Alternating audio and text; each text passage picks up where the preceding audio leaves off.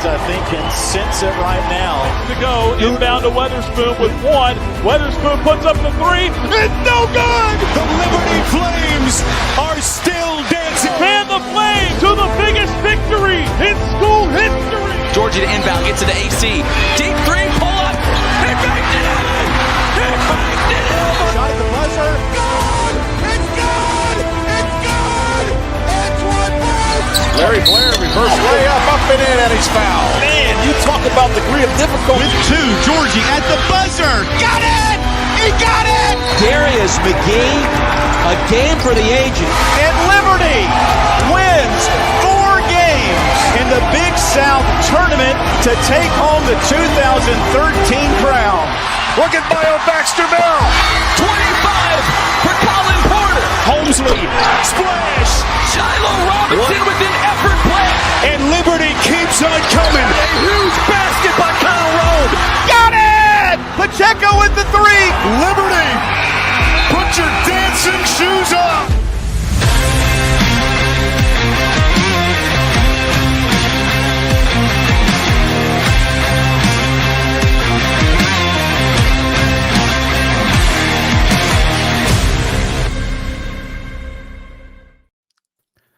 Well, hey, friends, it's been a while. Welcome to the Sea of Red Basketball Podcast. Nick Kirby joined by a Sea of Red founder, president, CEO, all those things, John Manson. John, how was your holidays and everything, my friend?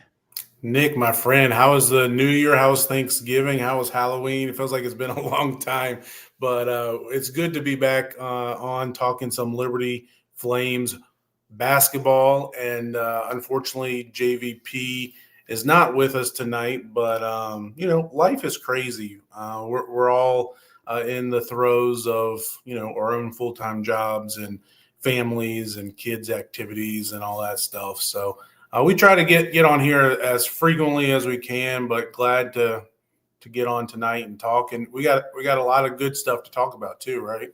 Yeah, I mean, the last 7 games I don't think could have gone a whole lot better for Liberty. Winners of 7 in a row. Started 5-0 in Conference USA. Put off some really impressive wins. Couple games that looked like they were going to be close ended up not being all that close in the end. So yeah, definitely looking forward to talking about that. Some of the players that have really kind of stepped up, and I guess kind of the road ahead. A huge game on Thursday night. Before we get to that, as always, want to shout out Jason Porter, covering all your residential and commercial real estate needs in the Lynchburg area and beyond. Jason Porter has been a longtime supporter here at a Sea of Red and all things Liberty Athletics. So phone number is at the top if you are watching. If not, just Google Jason Porter Real Estate and you'll find everything that you need to know. Let's go backwards. So the last time we did a show was November 20th. I checked. So really, we didn't even talk about the tournament. We didn't even talk about the NC State game, the Dayton win, one of I think the 4th best win in program history. I think was what I thought it was at. But you had that NC State game, John, where oh man, it's just like everything that went wrong. I know there was a lot of people. This team can't compete with the big dogs, and after you watched that performance, you can't blame people for thinking that. But then they go on the road and they win at Dayton. And I don't know if everyone knows just how impressive that was. Dayton, 33, something like that, straight games on the road.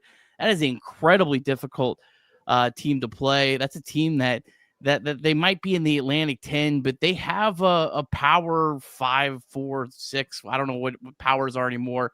They have a high major roster. They have some size. One of their best players is 7'1", which we thought, oh man, that's really going to cause Liberty a lot of problems. And really in that game, it didn't feel like Liberty was the plucky little underdog that won. When I was watching, it felt like Liberty was the better team.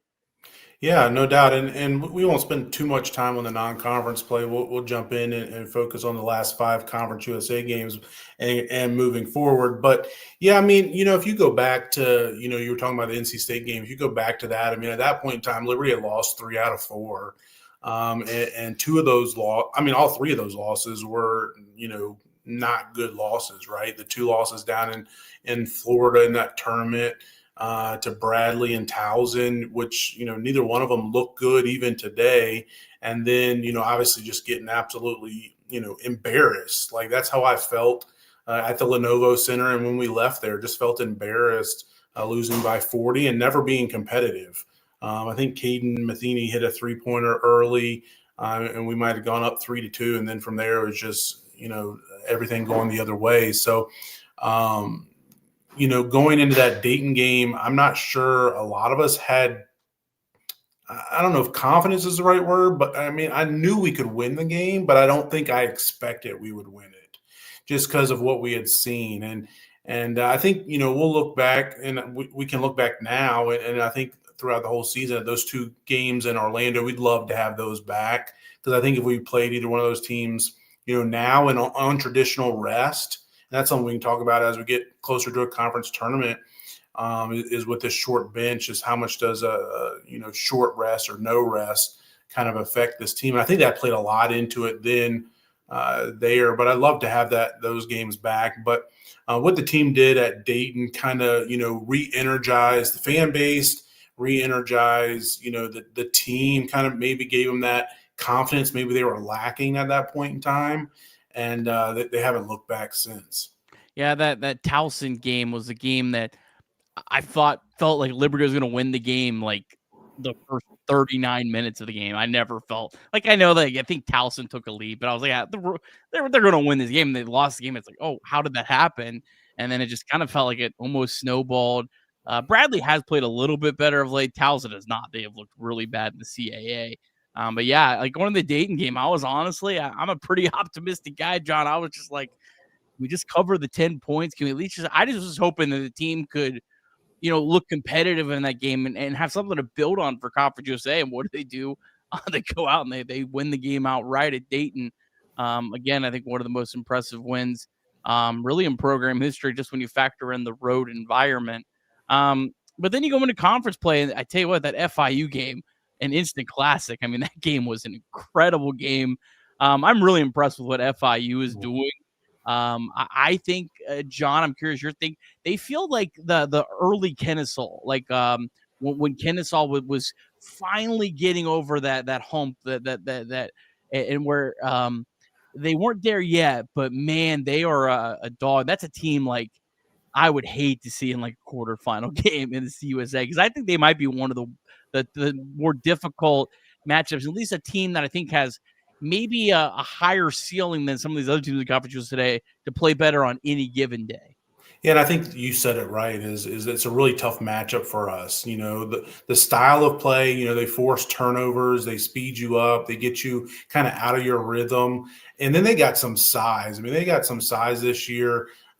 Credit to Coach Jeremy Ballard, going to the portal and bringing in some guys. I don't know if they got an influx of cash down in Miami or what happened, maybe from Pitbull, but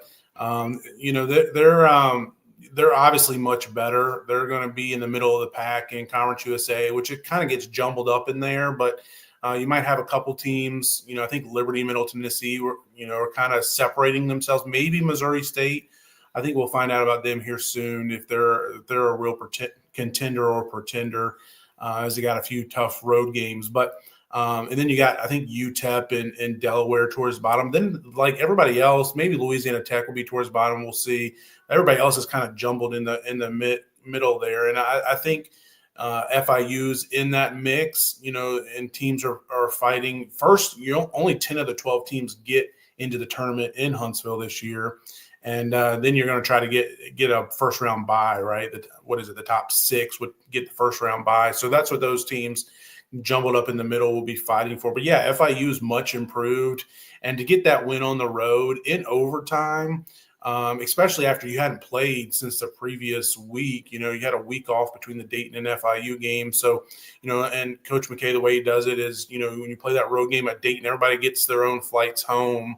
And then you meet back a lot of times in Miami or at the side of the next game to kind of prepare for that. So, they probably hadn't practiced a lot together. They probably hadn't, picked up a basketball much. And, so to do that, off that long rest, and your first game in conference play. And a team again, Liberty's now the hunted again. Maybe it wasn't the case last year in Conference USA, but it is certainly this year after Liberty won it last year. And everybody's going to give the Flames their best shot as we've kind of grown accustomed to under Coach McKay. And credit to the team being able to pull out that tough win on the road. And yeah, when you look at some of these arenas, they're half full or not even half full, but it's more the travel, like having to go to Miami, and then same thing with Louisiana Tech and Sam Houston this past week. It's maybe not a hostile crowd, hostile environment like it was at Dayton, but just having to navigate that travel and the quick turnaround like you had, like you'll have a lot of times Thursday to Saturday. Very impressive start to conference play for the team. And like you said, the FIU win was kind of – the Dayton win was a linchpin, but then kind of launching point. But then the win over FIU kind of got things going in conference play. Yeah, and I think, as much as we give FIU credit for their turnaround and how much better they look, it would have been pretty deflating to, get that huge win, and then it just felt like the classic letdown game against an FIU team that you've dominated throughout your tenure in Conference USA. Then Liberty comes back, John, and they take care of business at home against two teams that they should beat at home, in Kennesaw and Jacksonville State, but two teams that have been a thorn in our side. So I just felt like kind of two business-like performance. I don't think either one of those games were necessarily like great performance. I'm sure Richie McKay at the end of the night wasn't like feeling like, man, we did everything right. But they got the job done. And then they won back-to-back games on the road. And that's maybe the next talking point here, John, is just how impressive it is to be 3-0 on the road.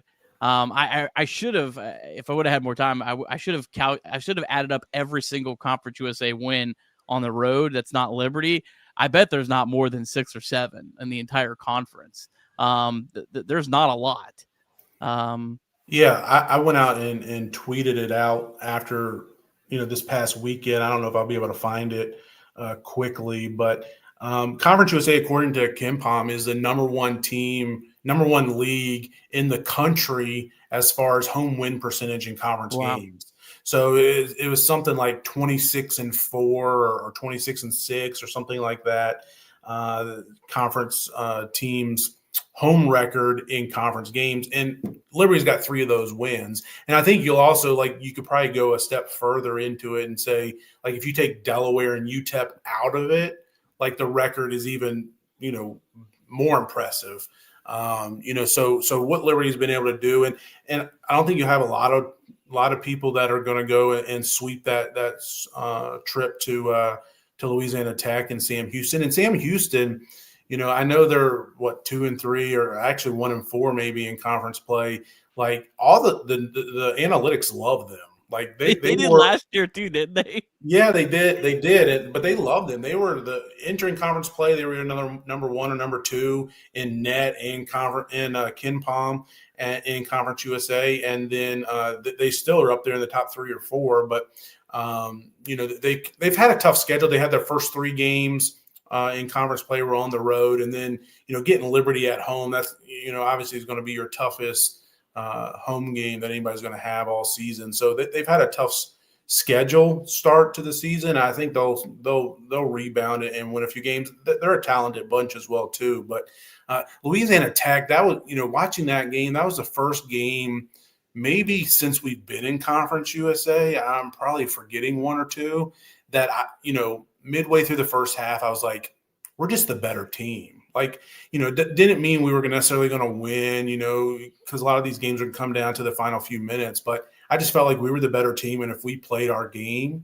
we would win. And like I said, I don't think I've felt that way many times in conference play. And maybe Louisiana Tech is kind of, again, when you look at all these teams, as I'm previewing and prepping for them, like it's all new faces. Like, there might be 1 or 2 holdovers. Kennesaw is a little bit of an anomaly in that, but it's all new faces. And I think that's where Liberty's really got the leg up, is having, that big 3 returning, and Josh Smith and Brett Decker as part of that, top 6 players. Like, they might not have played. Josh Smith obviously didn't play at all last year. Brett played. Like, I think it was a Kennesaw game I was looking last year in the 3 games against Kennesaw. He only played in one of the games and missed his only field goal attempt. So he didn't play much, certainly down the stretch in Conference USA play. But they were on the team. They were in those battles in the locker room. They know what it takes and what it's like to be in Conference USA. So having that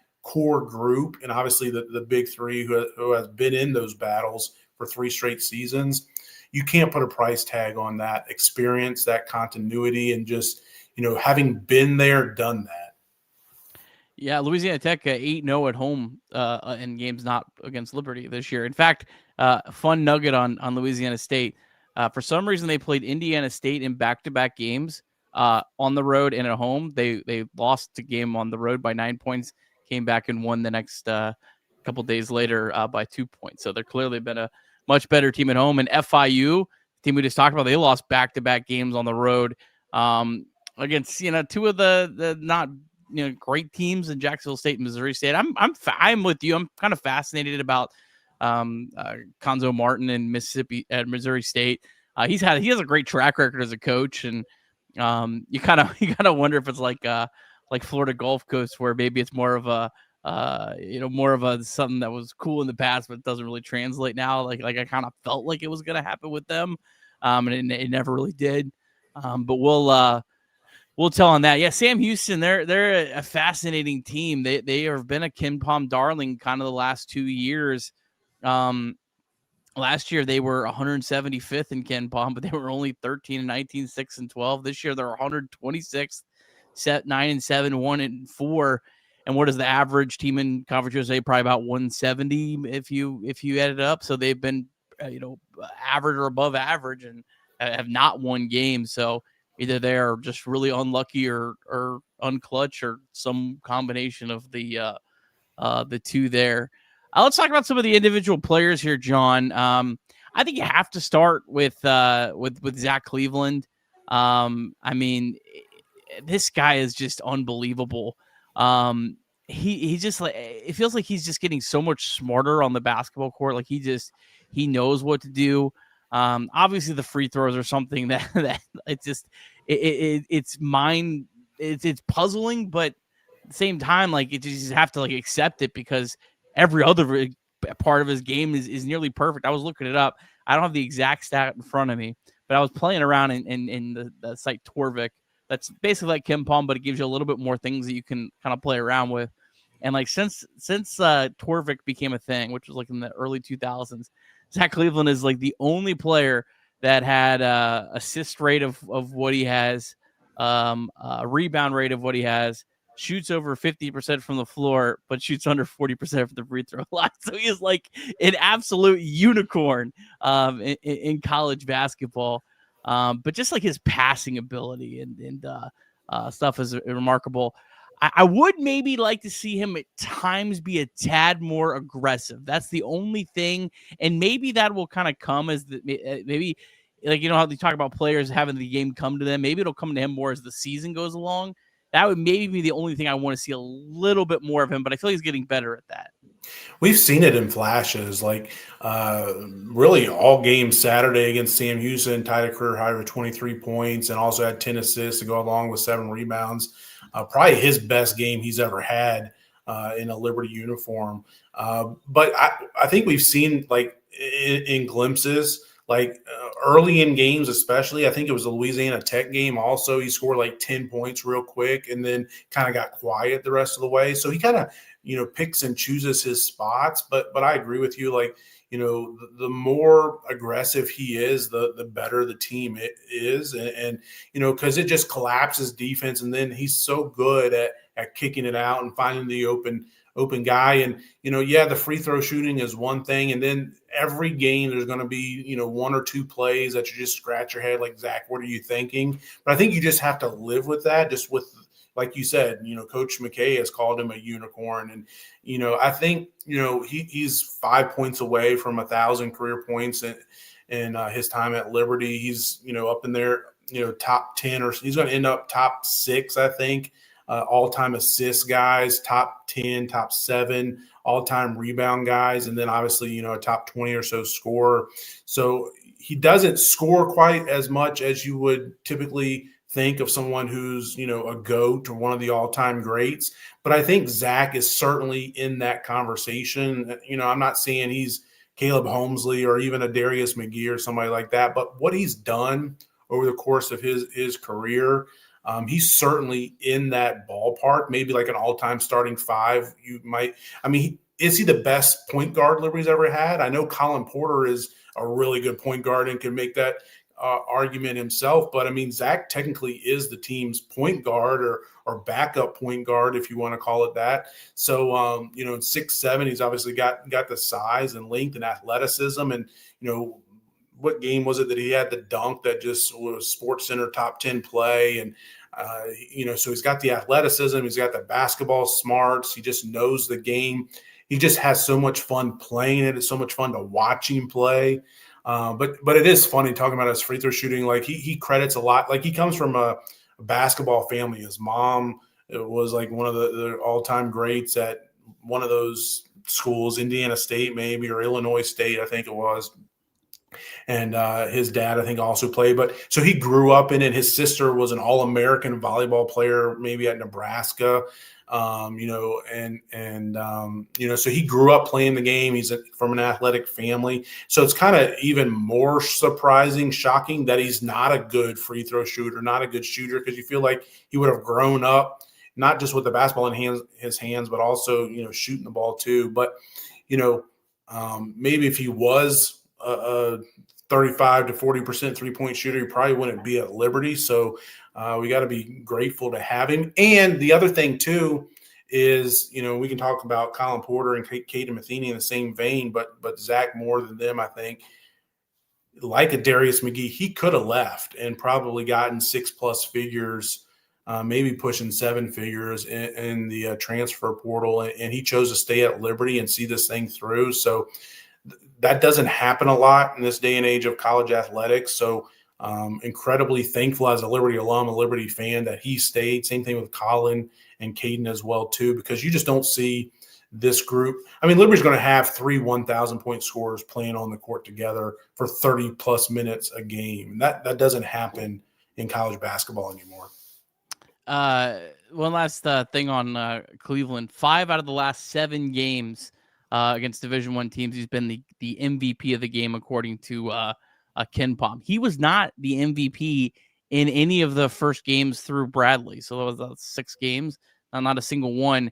And just for some context on that, to be top 10 in the country in that is 7 right now. So I can't figure out since that point, but since that point, he's got to be probably in the top 5 in the country and most player of the game since then. Side note, Darius McGee was 2nd in the country back in 2023, and Ken Pom player of the game, MVPs of the game. So I was looking back today at some of the the most wins Liberty's ever had in a single season, and 30 obviously is a record. The Caleb Holmesley 2020 team that didn't even get to play in the NCAA tournament. And Liberty's gotten to 28 a couple times, including last season. And that 2023 team was up there amongst the top 5 all-time season win totals. And remember, that's a team that lost to Kennesaw in that final second in the conference championship game, and then beat Villanova and nearly knocked off Wisconsin on the road in the NIT. But that team, because they didn't win at Kennesaw in one of those 2 games, specifically the championship game, they kind of get discredited a lot for not being as good as they were. But that's clearly one of the top 5 greatest teams in Liberty basketball history, and you could probably make an argument it's one of the top 2 or 3. It's just unfortunate that, and again, we might talk about this here in this Liberty basketball team when we get to the end of the season. You have to, in one bid leagues, you have to be good on 3 straight nights or 3 straight games in early to mid-March, or you get so much taken away from you. And that team certainly, kind of got the short end of it with having to play at Kennesaw that season in the regular season and lost that game. And a game we could have won, really should have won. And then again in the conference championship game. But anyways, I don't want to derail the podcast, but again, 30 wins, 28 wins. That's kind of where we've been the last some of the best teams in Liberty basketball history. And this team's currently got 13, and KenPom predicts 24, I think it is, and that doesn't include the conference championship game. And that's predicting a 16-4 regular season mark in Conference USA. So something that we can monitor as we get later into the season. So yeah, we just got to get to like the Sweet 16 with our projection, and when we get to that 30 number there. Yeah, that's a good point. The conference tournament. I mean, it's the one thing that's kind of deflating, if I'm being honest, is that as good as Liberty's playing right now, like really none of this matters very much. I mean, outside of like going from a 12 to a 14 seed, that's probably what you're playing for right now. It very little of it matters. You've pretty much already, with 5 wins, you probably clinched a berth in the tournament, right? I don't think UTEP is going to get to 5 wins, or Delaware. So like it's the hard thing. And I mean, it doesn't really matter how good this Liberty team looks really throughout the rest of the year. They're probably going to be 40% at best odds of winning the tournament, just because of the nature of a neutral site tournament. It's not like just about any team that's not, just absolutely elite compared to the rest of the league. So yeah, that's the hard part of this. So it's really, it really is like the whole coach speak, try to get better every day. Like that actually really does apply for this team, because that's really the only thing that matters is actually getting better, really more so than wins. Yeah, no, it really does. And all these, projection type analytic type sites, KenPom, Team Rankings is another one that kind of projects your schedule and things. And I've been looking at those, and I think Team Rankings has got Liberty up to a 70% chance of winning the regular season in Conference USA. Now, remember, we're playing a 20-game league schedule, so we're only 25% of the way through. So for Liberty to be that high up there already is pretty crazy, and it's gone up significantly after this, these 2 wins this past week on the road. Middle Tennessee is around like 20-some%, and then everybody else is below 5%. So it's really kind of already turned into, according to the analytics, a 2-team race for the regular season. But like you said, you'd like to be a top 2 seed because you get first round bye, obviously a top 6, and then top 2 get to play that day before. So you get a day off between the quarters and the semis. So if you can and you get to play a team coming off a first round game, which we could debate that, and we have before, if that's good or not, because that team's kind of get that first game jitters out of their system and gets to play at that arena as well, one game too. But I think that's really important for Liberty to have a day off. So that's what Liberty's kind of playing for. But yeah, I mean, at the end of the day, it's going to come down to those 3 games. Hopefully you get 3 games in Huntsville, but it's going to come down to those 3 to determine ultimately if this season's a success or not, which you hate to say that, but that's just basically what it is. Yeah, I don't know how I feel about that. I could go back and forth in my head. If Liberty played a faster tempo, I would absolutely think that bye was like crazy important. But the fact that Liberty, I mean, no, we play a lot faster than we really have. I mean, we're still 331st, but that's still faster than before. It like last year was, you kind of saw in that Kennesaw game, you kind of saw both sides of it, right? Because you saw Kennesaw come out comfortable, confident, and really punch Liberty in the mouth, but they were clearly worn out at the end of the game. But so like, you're like, well, yeah, it helped that you're worn out, but if Caden Matheny didn't become Superman, it wouldn't have mattered. So like, you really play a lot of mental gymnastics. Ultimately, it's going to come down to who plays better on that any given day. Sure, but I keep going back to those 2 games in Orlando, those 3 games in Orlando. We really did not play good in any of those 3. Is that an anomaly, or was it due to the short rest? We might not know that answer until we get to March and after the tournament. And even then, you don't play that many games that are on such short rest. One thing that is good is you do have a lot of, like I said earlier, Thursday, Saturday turnarounds and travel in between those, like Liberty just had. So you do get a sense of what that's going to be like to play on those short turnarounds, but it still it's not the same. And I don't know. We don't want to turn this whole podcast into just talking about Conference USA tournament, because there's 2 months until we get there, but we'll have more time to talk about it. But it is unfortunate that, for single bid leagues, that's what it comes down to. We could talk about a ton of players, and I don't want to gloss over what Colin Porter and Caden Matheny do and what they mean to this program. But for the sake of not making this a 3-hour program tonight, we'll get to this question here. You want to read it, John? Yeah, good question here from Dan. Missouri State, are they eligible for the tourney? We could get another 2021 championship where Liberty clinches before the game. That was when North Alabama was transitioning from D2 to D1. The difference with Missouri State and Delaware both is they're already D1 programs. So like in football, they're reclassifying from the FCS to the FBS, so they're not eligible for Conference USA championships. But in basketball, it's all D1. So they were D1 last year. They've been D1 for a long time. So they are eligible. Missouri State, Delaware both are eligible this year, to be in the conference tournament and to win the conference championship and to go to the NCAA tournament. They're both eligible. Delaware they won the CAA, 2 years ago? I think they were in the CAA championship game last year. So they were in the tournament a couple years ago. So yeah, they are both eligible. But good question. Appreciate it. Yeah. Delaware and I think Missouri State are the opposite, because Delaware got into the NCAA tournament, but they really haven't been very good for a long time. Missouri State actually has a pretty good track record, but hasn't been to the tournament since 1999. I mean, they had a run.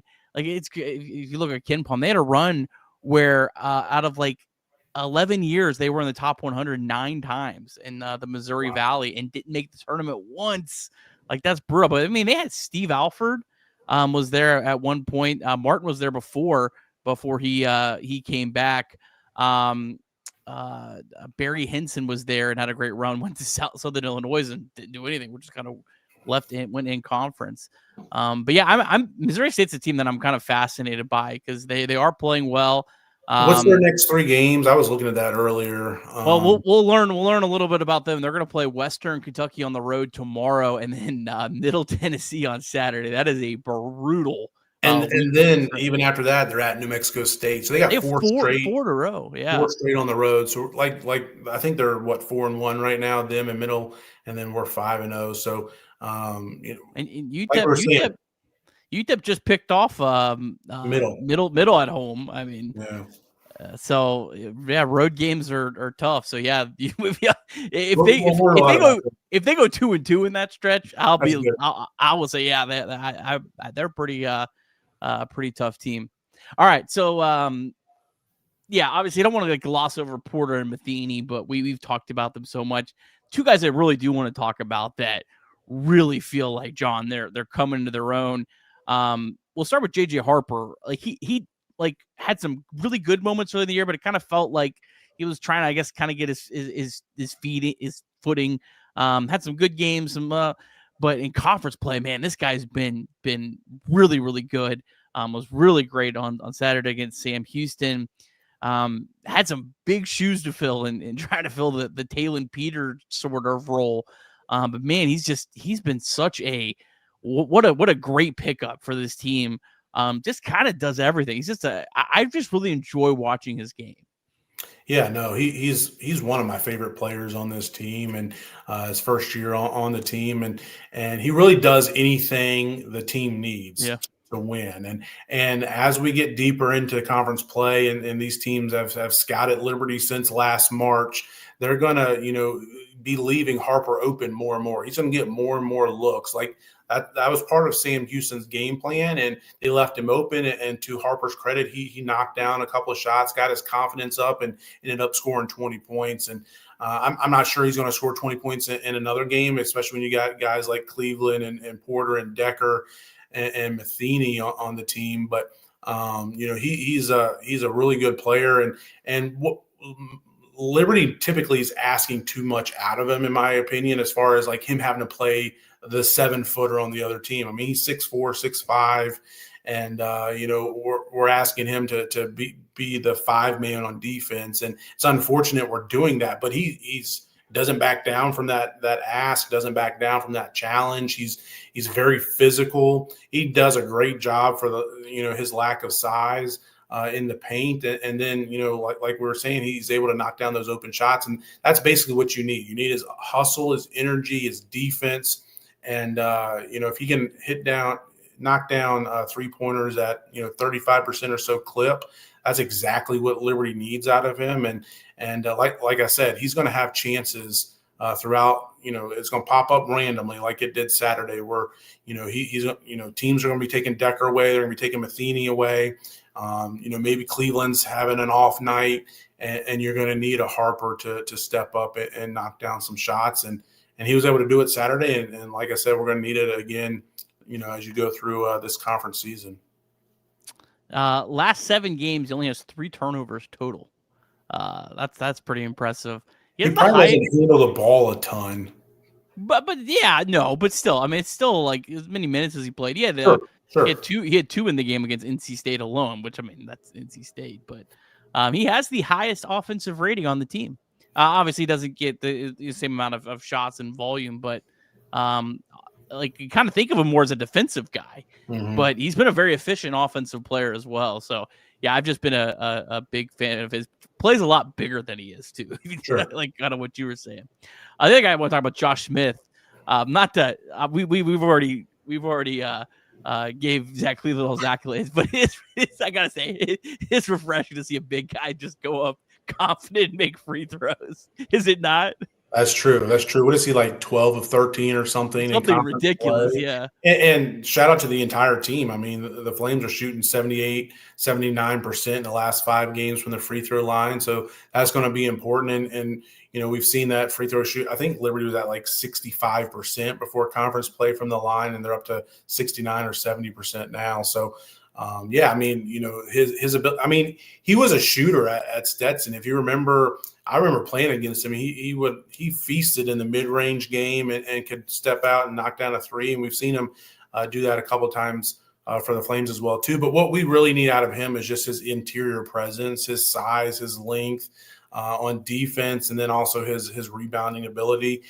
He's been one of the only guys on the team that's been able to go in there and consistently get offensive rebounds, which I know is not something that Coach McKay, his teams are really known for. You typically are trying to get back on defense, but he's been able to do that, and we're going to need him. Like, I think I've talked about it before, but we need him to be able to play 15, 20 minutes and to get in there and mix it around with those big guys. And really in conference play, Coach McKay has really shortened his bench to only 6 guys.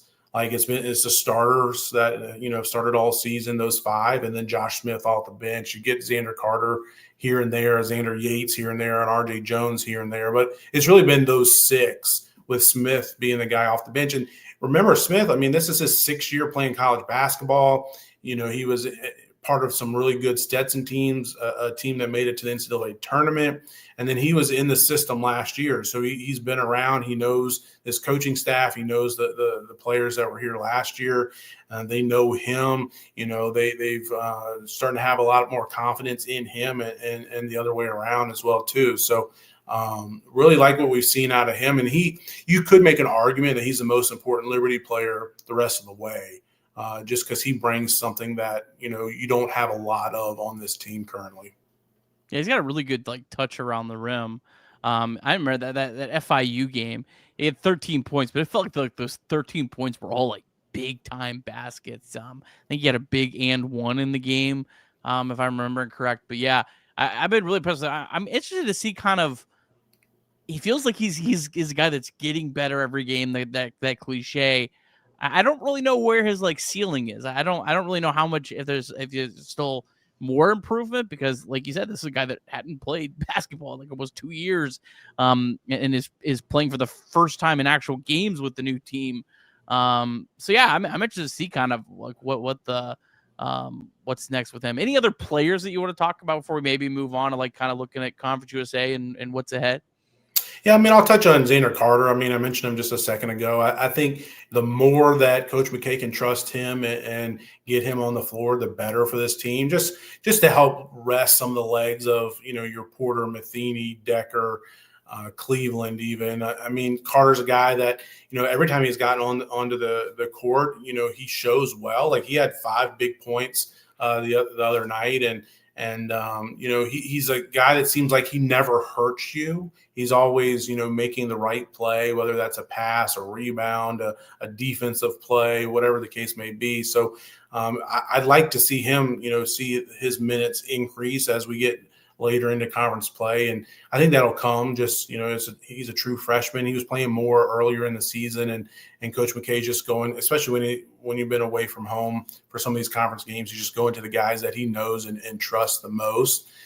So I love to see Carter get a little bit more playing time. And then, another guy, a freshman, Drew Grimes, who I think has a really, really high ceiling. I think he might be a key part of this team next year.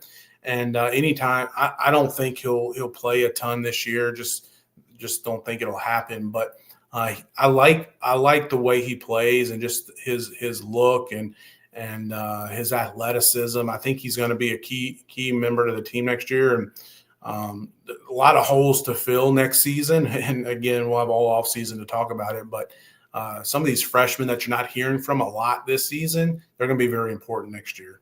Yeah, for sure. And Xander Carter, man, he's not digging a lot of shots when he's out on the floor. He has like the lowest shot percentage of like anyone on the team by a pretty wide margin. So he knows his role. He knows his role and he stays to it. Right? Yeah, he's just keep the line moving. All right, well, big game here coming up on Thursday against New Mexico State, a team that John, I feel like is probably one of the tougher matchups for Liberty, just because they're like Jacksonville State when Jacksonville State's at their best. They make the game ugly, and that feels like your best recipe to beat Liberty is to have an ugly game, a slugfest. Now I know New Mexico State is not playing very well. They've lost 3 of their last 4. They have yet to win a road game all year. They had a really impressive win over New Mexico, who's ranked 51st right now in Ken Palm. That was a home game. They play every year. They go back and forth. But they won that game by 8 points. They also beat UC Irvine on a neutral floor. They're 122nd. So they had a couple big wins, and then they won their first game against Sam Houston State in Conference USA play. But then it's kind of been a rough go about it for them. But that's a team that always makes me a little bit nervous. I feel pretty good about UTEP on Saturday. Although I felt good about games against UTEP before and it didn't turn out well. So we'll see. But yeah, I mean, this is a weekend, you just hope you can get to 7-0. I mean, you should, like on paper, you should win both of these games. Yeah, you should. And definitely on Saturday against UTEP, they're really struggling. They're 2-11 against Division I teams this year, and them having to travel, across the country to take on Liberty at Liberty Arena, where the Flames are unbeaten this season. It's going to be really tough. But I mean, New Mexico State, it's a team that they really you took the words out of my mouth. They play a lot like Jack State. They're going to try to slow the game down, be real physical with Liberty. They're also a really good 3-point defensive team.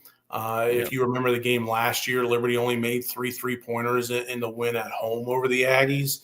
They're going to try to take that away again. You'll probably see a similar type of defensive game plan that like Sam Houston had, them combined with Jack State, where Sam Houston was really getting out to our guards and not letting them get clean looks from 3. And I think you'll see the same thing on Thursday night. And New Mexico, this is a team that can beat us. I think it's a team, what their head coach, this is his 3rd season or 2nd season here with New Mexico State. Jason Hooten, he was at Sam Houston for a long time and had them at the top of their league, whatever league they were in, pretty much every year. Yeah, they were in the WAC, but then I think they were in the Southland too earlier in his career.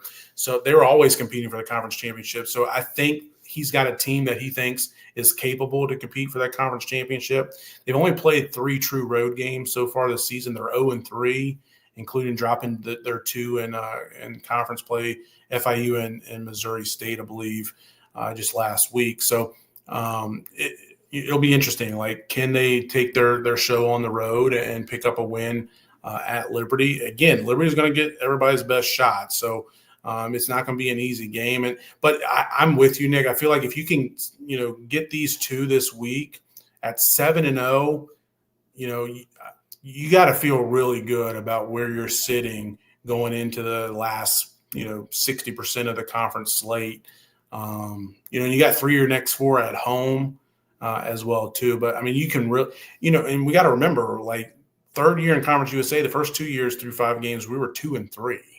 So just for us to be sitting here at 5-0 just speaks to how good we've played. Not to mention those 3 of those being on the road. So, but yeah, if you can take care of business at home this week, which that starts Thursday, and that's a 6:00 game. And again, the students still aren't in town. School doesn't start till next week. Wow. It's crazy. But if you're in and around Lynchburg area and can make it out Thursday night, like I said, it's an early tip at 6:00. So get on out. It's on CBS Sports Network. Let's show off Liberty Arena. Those 2 games against Kennesaw and Jack State, the crowd was great for not having any students on campus. And that's one thing, the debate a few years ago about, Vine Center and Liberty Arena too small and all that stuff.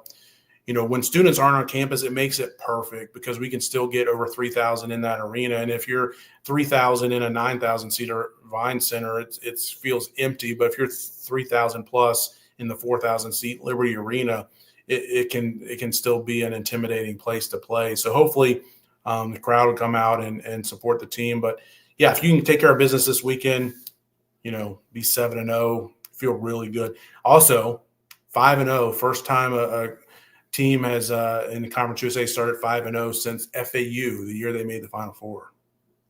Wow, that's a big stat. Wow, that's great. Yeah, the next game after that's gonna be really tough at Western Kentucky. They're 2-0 at home. They got a player that kind of reminds me. Hagen Martin, I think is his name. That reminds me a little bit of Adrian Woolley. Both guys are 6'5". He doesn't shoot as Woolley's was much better, I think, 3-point shooter. But right now he's the second best player in the conference according to Ken Palm, their MVP tracker. So he'll be a tough matchup at 6'5", can shoot from the outside, can certainly drive as well. So that'll be a tough match. Western Kentucky is a really tough place to play. They get really good crowd support down there too. And I especially if Liberty's undefeated, I'm sure that's the kind of, they're the one team like in this conference that I think can build up a big crowd. Like if there's if Liberty's coming in, 7-0, like I think they can actually hype that up, as they have really good support in that area. They're the only meal ticket in town and all that kind of stuff. So yeah, that'll be a big one, and we'll just kind of, I guess, see how the rest of this year shakes out. The other thing I'll say real quick is Middle Tennessee, like I said, according to the analytics sites, Liberty and Middle Tennessee is kind of a 2-team race for the conference championship. And that can change. Obviously, we're still early, and especially Missouri State, if they go 2-2 or 3-1 over this 4-game road swing, those numbers will shoot up high for them in that regard. But Liberty only plays Middle Tennessee once, and it's in Murfreesboro at the end of the month, in January 29th, I think it is. So that could be a huge game for, regular season title type implications. What does that really matter if you're the 1 seed or the 2 seed? I'm not sure it matters too much, but for bragging rights, and you want to win a regular season title. I mean, Liberty's won so many regular season titles over the last, 6 or 7 years. So you like to keep that going as well too, and do it for a second straight year. But Coach McKay cares about it. He'll say he doesn't, but he does. And, so that could be a really big game here coming up at the end of the month as well too. It doesn't even matter for the NIT anymore either. Or I don't even know what the NIT rules are. The NIT has some weird rule. Remember we looked it up last year, and Liberty was assured of getting into the NIT. I think they would probably would fall in, if it's the same rules, then they would fall in that again. So it wouldn't matter if they're the 1 or 2. Probably, yeah. But I don't know. It's a weird rule now, and the NIT is different than it was even 3 years ago when we were in it. So, but yeah, nobody wants to play in the NIT. Yeah, and I don't even think it's like even like no one wants to play in the NIT, but I think even like more so now because you have that crown tournament too, so you're not even getting like the top teams in the NIT. Now I do think it is a little more mid-major heavy, which I think is actually maybe more fun, because you're going to play teams that are probably more in it, probably less opt-outs. Like I'm pretty sure like last year, I remember just from, my day job, there was players that were like opted out of playing in like the crown and the NIT tournament, which is a college football thing. But Middle Tennessee, yeah, they're an interesting team. They've had some really good wins. Like they beat Murray State, who's a really good team on a neutral floor. They beat UAB. They only lost by 9 at Houston. They played Houston really tough, but then they've had some clunkers too. Like they got beat by 21 at home against Belmont. But they played a really Belmont's pretty solid. But I mean 21-point No, loss I at agree. home. I agree. Like that's more Belmont is 60, but they played a really tough schedule. I don't know where they rank schedule wise, but they played number 1 Michigan and Ken Palm, number 10 Houston. I mean, they have a whole bunch of other top 100 games. So that's a team that is not going to be phased by the Liberty, the top dog in CUSA, because they played a tough schedule. They played some of the best teams in the country. So that'll be interesting team to see. And before they play Liberty, they are kind of playing. They have 2 of them on the road at La Tech and at Jacksonville State, but Missouri State at home, and they're not playing anyone. They're favored by at least 59% in every game. So there's a good chance they come into the game against Liberty with a little bit of momentum. Yeah, I mean, we may be looking back at their loss in overtime this past week to UTEP on the road as huge for Liberty as far as, regular season title. But I mean, yeah, you can get to January 29th. I mean, you could have, I don't know how many games everybody would have played by then, but you're probably like 7-1, 8-0, 6-2, 2 teams like that. It's going to be a big game and maybe one that's picked up. I don't know what the TV situation is, maybe picked up on an ESPN or CBS Sports Network. But how about, I don't know if you watched the game the other night, Nick, but Dan Bonner was on the call. NCAA tournament guy. Cool. I grew up, I'm ACC guy growing up, and I think he went to Virginia, but he's been calling ACC games all along and NCAA tournament as well. And he was at Liberty Arena for the what game was that? Was that the Kennesaw game? I think. Yeah, it was ESPN. It was on ESPNU though, right? It was. I think it was Kennesaw. Yeah. Yeah, ESPNU game. Yeah, no, it's cool. That's cool. It's really cool. Just to that's the one nice thing about it. Like Conference USA is cool. Like it's a better league, but at the same time, at times I'm like, you still only get one bid, and it's harder to get in. I'm not really sure it's that much better. The ASUN is like this is the ASUN. Like you work hard all year. And I like the neutral. As a fan, I like the neutral site tournament. And I haven't been. I know you've been. I know you really enjoyed it. It's an awesome event to get to go to. But if you're the fan of the best team, it's not really that fun because you should get more. You get no advantage. You get no advantage. But the one thing that is really cool is just like the exposure that Liberty gets in Conference USA. I mean, I know me and you we watched games on the Big South Network. Look at someone put in their VCR or on like a handheld camera, and now we're having Dan Bonner, and we're getting full 30-minute pregame and postgame shows on CBS Sports Network. John Rothstein's tweeting out it is wild. Like really if you would have told ourselves 15 years ago like this was gonna happen, we'd be like, what? No, that's crazy. Yeah. Well, if you had told ourselves 15 years ago that Liberty would actually be a relevant basketball team, that would have been pretty crazy too. Because prior to McKay, there was none of that. But I think the one thing about Conference USA is like as compared to like an ASUN or Big South is like you can have some marquee wins in your conference play. Like that Sam Houston game, that was a quad 2 win. Oh, wow. And Liberty's currently 2-0 in quad 2, Dayton and Sam Houston. Hopefully they stay up that high in the net. Middle Tennessee is also a quad 2 game, the game at Middle coming up in a couple weeks. But so like your net can rise in Conference USA, where it felt like in the ASUN and Big South, like if you lost a game, like you took such a hit in those computer numbers that that affects your seeding. Like, so I feel like you're more likely to get a 12 or 13 seed out of Conference USA than if you're in the Big South or the ASUN. it's probably a lot harder to get there. And I know Liberty did when they were in the ASON, they were always a 12 or 13 seed, but that's unusual. Typically, those conferences are getting, a 14 at the best. Like High Point had a really good team last year, went in the Big South, but they were a 14 seed.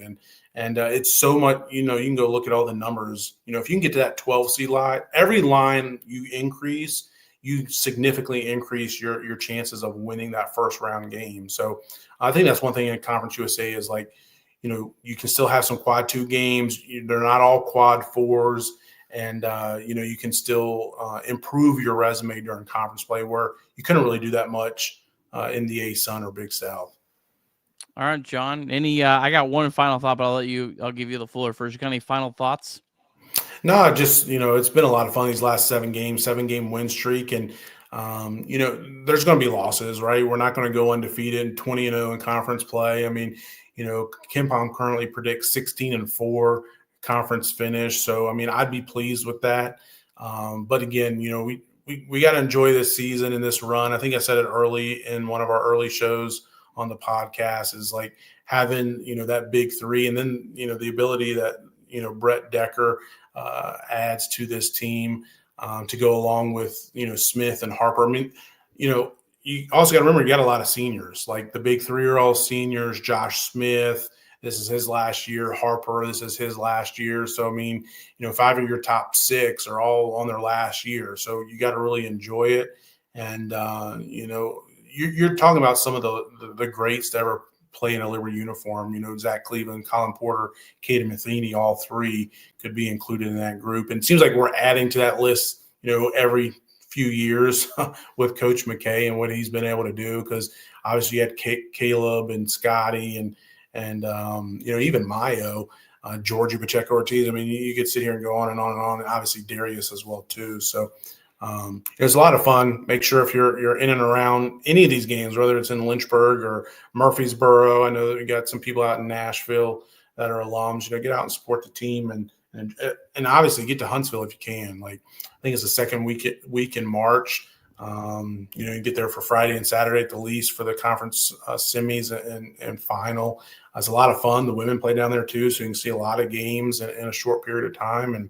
And we'll see. And great comment here by Will. Let's just not get matched up with Oregon if we get that far in anything. Totally agree. They got our number and everything. Football, basketball, and softball too. I don't know if you saw that, Nick, but they got us in the supers in softball. Yeah. Yeah, that's a good point too. A lot of people probably, don't maybe realize Delaware, Missouri State now in the conference. We got to get Richie Longshots to the Delaware game. That's got to be in his neck. Is he going? There we go. Yeah, he's going. Yeah, we play at Delaware in the next month or so. He's planning on being there. There's got to be a lot of Liberty contingent in that part of the country. And Missouri State, I think I don't think there's anyone else really close to them unless I'm missing someone. That's kind of a new territory. So hopefully some people our guy Dan's going to be there too. So yeah, that'll be fun. I got one and 16-4. I honestly, I think I would even like 15-5. I think is good. Like I think I don't expect this team to lose more than like 6-7 games at the most. But I think 15-5 is like a pretty. I think it's a really good season in this league. Yeah, I mean, I agree with you. Coach McKay said it a couple times early on that he thinks whoever wins this league is going to have at least 5 or 6 losses during the regular season. But I'm not putting anything past this team. Like every game and I know you're the same way. Every game we go into, I feel like we should win and we will win. Obviously, that's not going to happen, but. Again, I'm not going to be upset and mad if we're 15-5 or even 14-6, but because it really, at the end of the day, doesn't matter that much. But I mean, you want to win every game you can. But I really wouldn't be shocked if we even did better than that 16-4. And again, it's easy to say that now when we've won 7 straight and have looked really good and won 3 games on the road. And I mean, we could lose one of these 2. We could lose Thursday night, no question about it. But and we won't be projected to go 16-4 anymore if we do. So you just got to take it one game at a time, and it's a lot of fun to to win a lot of games, right? So hopefully we'll keep on doing that. And but yeah, I won't put anything past this team. Like I'm with you. I agree. I'd be fine with 15-5 or even a 14-6, but I wouldn't put past this team to do better than even 16-4. Yeah, I'm with you. I would certainly wouldn't put it past them. Last year, one Conference USA with 5 losses with 2 fewer games. So, I don't know. I don't know if it seems better than last year or not. I don't really know. I think that maybe the rest of the conference isn't as good as last year. I agree with that. That's what I was going to say. Is I think I don't know if Liberty's better than they were last year. They're very similar. They're a different team though. And then I think they're better offensively, probably not as good defensively, and I think the numbers would back that up. But yeah, I agree 100%. Like Conference USA is not as good as they was last year. Doesn't mean that it's not a good league. It still is a very good league, better than any ASON or Big South league we were in previously. But yeah, it's not quite got that same quality at the top. Like, I mean, Kennesaw was a tough out last year. They're just not quite at that level this year. And Jack State is down a rung or two as well too. I mean, they gave us a lot, everything that we wanted a couple weeks ago. But and Western will too when we play there. But I just feel like Louisiana Tech is down some. It's just not quite as good as it was last year. And last year, everybody seemed like had a really good season. Yeah, last year there was only one sub 200 team FIU. This year there's 5. There's a lot more. I don't see bottom barrel, but there's a lot of not great teams in this league. A lot of teams that you have to really play bad against to lose to, is what I'll say. But you have to have a really bad game. Well, kind of like how it felt against Louisiana Tech the other night. Like I said, I felt like, halfway through the first half, we were just a better team. And, looking at this UTEP game coming up on Saturday, again, they can, they beat Middle Tennessee, the only team that's beaten them so far. Again, that was on their home floor. But going into it, it's like, Liberty, KenPom's got us favored by 14, I think it is. So, we're expected to win and win comfortably. And that I don't know if we've ever been favored by 14 in a Conference USA game prior. Maybe FIU is probably the only one. Maybe. Yeah. So. All right. My last thought, I got this sent over fresh off the presses from our guy, Bill Smith. If I can open my text here. Since the 2018-19 season, Liberty has the 4th best record in the country. Gonzaga, Houston, Duke, Liberty in that order. That's a pretty cool accomplishment for what this program, led by Richard McKay, has done. 4th best in the entire country. It's been a lot of fun these last, since 2018. We made that run to the Big South finals and lost. Carly Jones got us, but since then we've been right in the mix of things for a conference championship basically every year. I think your first year in Conference USA was the only year we didn't really compete for a conference championship. I think that's the only year in that span, and Coach McKay quickly adjusted, and obviously we got it done last year. We're competing again for a conference championship this year. That's all you could ask for, especially in a one-bid league, is to compete for a conference championship every season. And that's what we've done under Coach McKay these last 7 years or so. And, talking about GOATs, like Richie McKay is the GOAT for Liberty basketball, but he's quickly he may already be there with the greatest coaches of regardless of sport at Liberty, with your Brant Tolsma from track and field and Dot Richardson in softball. And I think Coach McKay, Coach Green, women's basketball. I think Coach McKay is in that rarefied air, and he may, before he's done, be at the top of that list. We'll see. Yeah, I'd go for that. I'd say he's one of the top mid-major coaches. At least in over maybe the last 25 years. I think he's there's just so few programs that are able to consistently, as labeled as a mid-major, consistently pump out teams that are top 100 teams year after year after. It's just really hard to do that over and over and over again. You can do it. You can have a couple year runs where everything goes right and you recruit the right players and whatnot. But to keep having class after class after class after class, keep doing that. It's really, really hard to do it. Well, and that's why you see all those coaches at mid majors. They, have a good 4 or 5 year run, if that, and they bounce to the next job. Like, Yep. I mean, that happens. I mean, I can remember, growing up in Richmond, following Shaka Smart at VCU, and everybody's like, oh, when's he going to bounce? When's he going to bounce? And now he keeps on bouncing from job to job.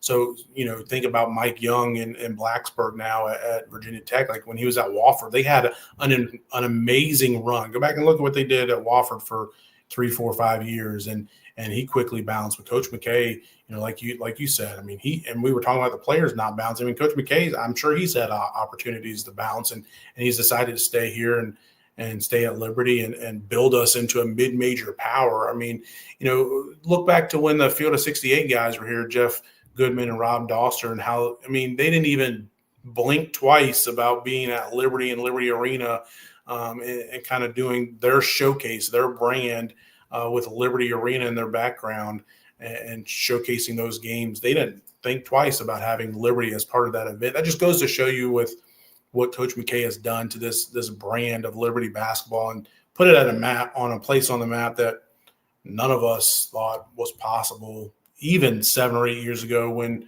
Carly Jones was ripping our hearts out from the Deadman Center right down the road. I mean, we didn't think that this was going to happen. So incredibly blessed and fortunate to have Coach McKay leading this program. Part of why it hurt so much because you didn't think those chances were going to come again. And I mean, and you still don't ever want to take anything for granted, but now it's every year we expect that we can be in that position. So it's a cool place to be. Well, John, it's been a lot of fun, my friend. We'll try to make it not a month before we meet again. I enjoyed doing this, and looking forward to the games coming up this week. Really enjoy watching this team, and excited to kind of see where this year goes. So for Nick Kirby, for John Manson, as always, shout out to Jason Porter Real Estate, covering all your residential, commercial real estate needs in the Lynchburg area and beyond. Have a great day, everyone. Go Flames.